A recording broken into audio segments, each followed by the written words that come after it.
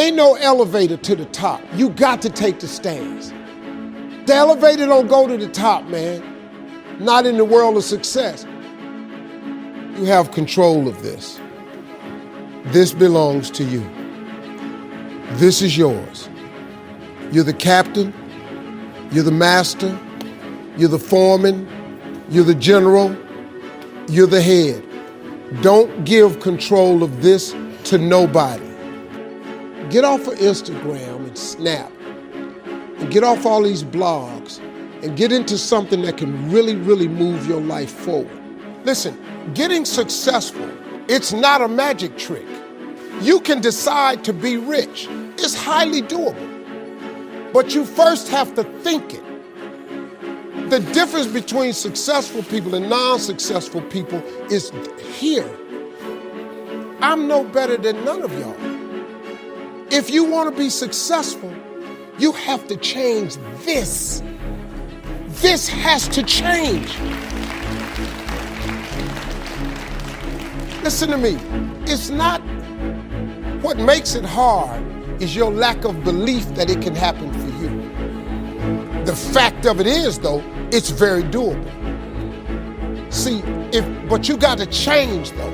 If you keep doing what you've been doing, you're going to keep getting what you've been getting. So if you're at a place in your life and you ain't happy with it, you have to change some things. But you have to make a conscientious decision that you're going to change. And it's not dependent on anybody else. It don't matter what your mama think.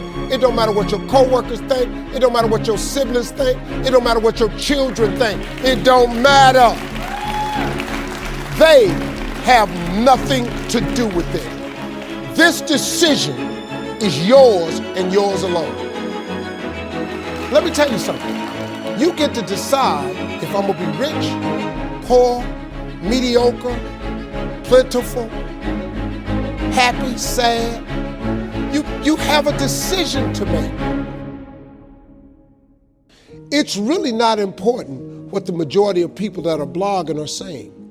As a matter of fact, bloggers are not relevant people, they're not shakers and movers, and they're not decision makers, and they're not power brokers.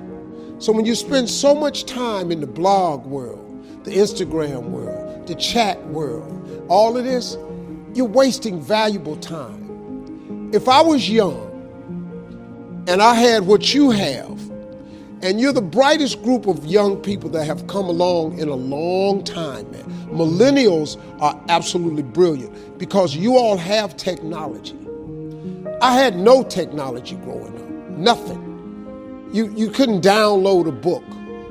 You had to go to the library, go to the card catalog, pull it open, find the book, find the number, go get on the elevator, go to the row, find the number book, get the book, and hope somebody ain't told a page out that you want to read.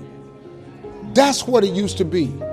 When my mom and them finally got the money together to help us educate ourselves, they bought an encyclopedia set, Britannica, Funkin' Wagner, and everything you wanted to know was in that encyclopedia, and that's all you could know. If you want to look up something about elephant, and they had 2 pages on elephants, that was what your knew about an elephant. Y'all got Google. You can Google anything. You all have stuff at your fingertips that can make you great.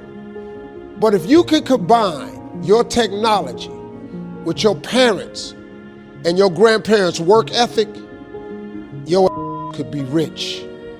You could be rich, man. But you cannot erase the work ethic part. There is no getting around. Ain't no elevator to the top. You got to take the stairs. The elevator don't go to the top, man. Not in the world of success. You got to take the stairs. Y'all got to start getting gritty, man. I hate it when I see young people wasting their time, wasting all this technology got, just bull. Just sitting around in this world that's been created for you that everything is instant. I was arguing with my son the other day. We're having a debate. I thought, man, I'm finally sitting with one of my sons having a healthy debate. I told him that from Cleveland to Nashville was about 500 40 miles, something like that. He Googles it while we're talking. He said, no, Dad, you're wrong. It's 526 miles. You. I said 540. It's amazing, man, how you rely on technology and it's a help to you. But young people, you got to get gritty, man. You got to develop some dog in you. You got to understand that success, you can't Google success. Go Google it. You can't Google it, man. I got something else for you. Because I've lived so long and I've been exposed to so many things. I've seen stuff hopefully you'll never see. And I've seen some things I hope one day you do see. But go Google exposure. It ain't gonna take you nowhere. I've been around the world, man, because I've traveled it. But I traveled it because I've made myself uncomfortable. I have a life of convenience now. But in order to get the life of convenience, you got to have a very uncomfortable life. You got to get comfortable being uncomfortable. Stop trying to do everything the short way. Stop trying to figure out the easy way, because the ain't gonna happen. I got news for you, man. It's not happening, young people. You got to get messed up sometime. You got to get dirty. You got to get your feelings hurt. You got to get disappointed. You got to get told no. You're going to ask somebody for some money. He going to tell you no. But at least then, when I see somebody trying and I tell them no, I try to at least give them something else. See, I'm not going to hand you a fish sandwich. I'll teach you how to fish. But I'm not giving you a fish sandwich. You can forget that. Once you get this, y'all, you can change everything. Do you understand? Negativity, you can protect yourself from negativity. And that's what stops most people, negative thoughts. You can coat your mind from negativity. It's a real simple exercise to do. I do it every morning before I walk out the door. So I walk out as a positive person.